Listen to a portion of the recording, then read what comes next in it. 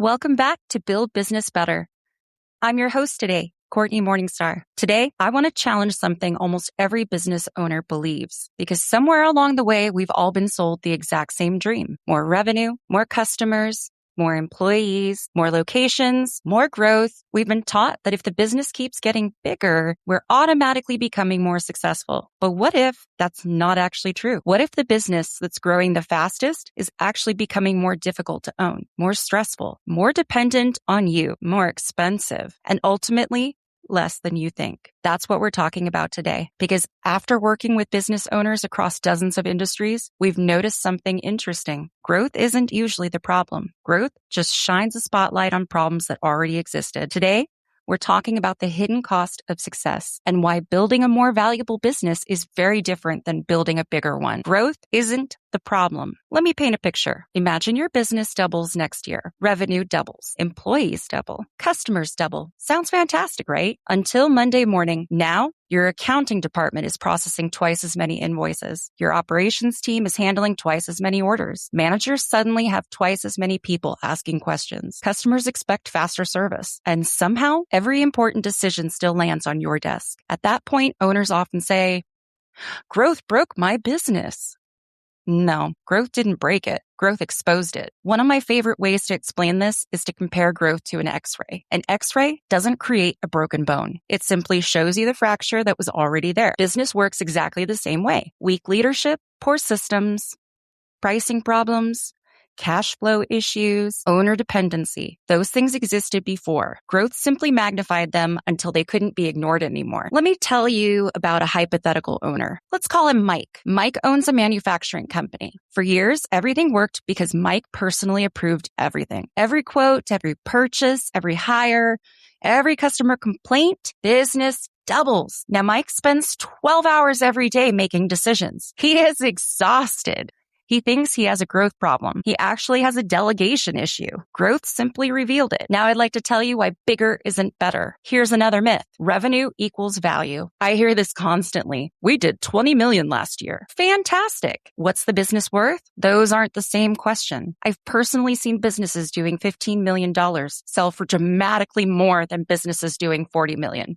Why? Because buyers aren't purchasing revenue. They're purchasing future certainty. Buyers ask questions like, can this company operate without the owner? Are profits predictable? Are customers diversified? Is management capable?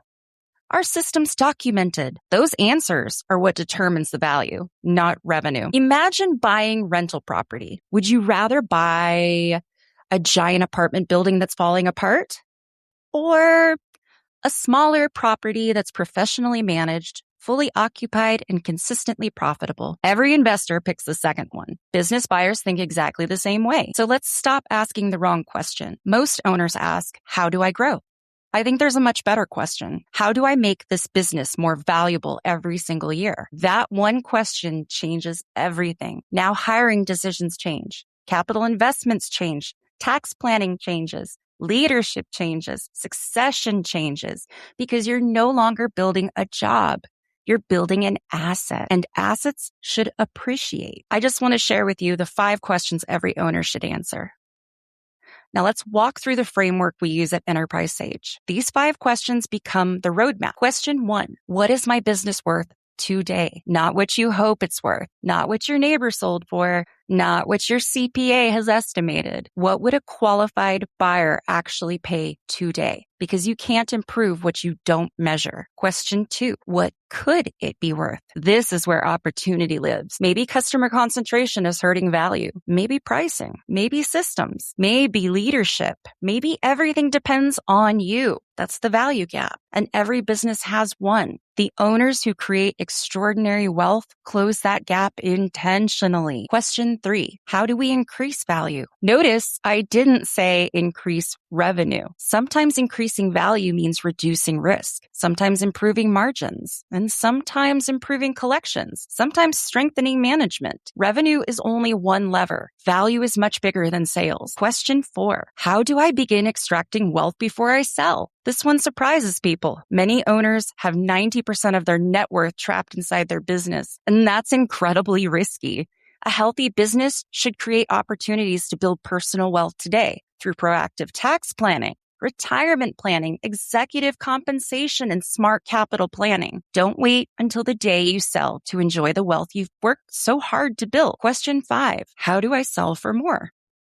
Look, here's the truth. If you're preparing your business after you've decided to sell, you're already too late. Sophisticated buyers reward preparation, documented systems, strong management, diversified customers, clean financials. The better prepared you are, the more negotiating power you will have. Preparation creates options. Options create leverage. Leverage creates wealth. I just want you for 1 second to think like an investor. One of the biggest mindset shifts a business owner can make is realizing that your business isn't simply where you work. It's not your job. It's probably your largest investment. If your retirement depended on a stock portfolio, you'd monitor its performance carefully, religiously.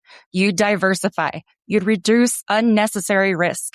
You'd think long term. Why should your business be any different? Treat your business like an investment, not just employment. I want to leave you with one final question. Imagine your company doubles over the next 3 years. Would it become twice as valuable, or would it simply become twice as complicated? Because that's really the difference between businesses that create wealth and businesses that create stress. Growth is exciting. Revenue is important, but neither one is the finish line. Goal is building a company that becomes stronger, more transferable, more profitable, less dependent on you, and ultimately more valuable every single year. I want to thank you for listening to another episode of Build Business Better. If today's conversation made you rethink the way you're measuring success, that is exactly the point. At Enterprise Sage, we help business owners uncover what their company is worth today, identify what's holding back its value, and build a plan to increase both enterprise value and personal wealth long before an exit becomes necessary. If you'd like to continue the conversation, visit enterprisesage.com or reach out to our team. And if you found value in today's episode, subscribe, leave us a review, and share this episode with another business owner, because building a better business doesn't start with working harder. It starts with thinking differently. We'll see you next time on Build Business Better.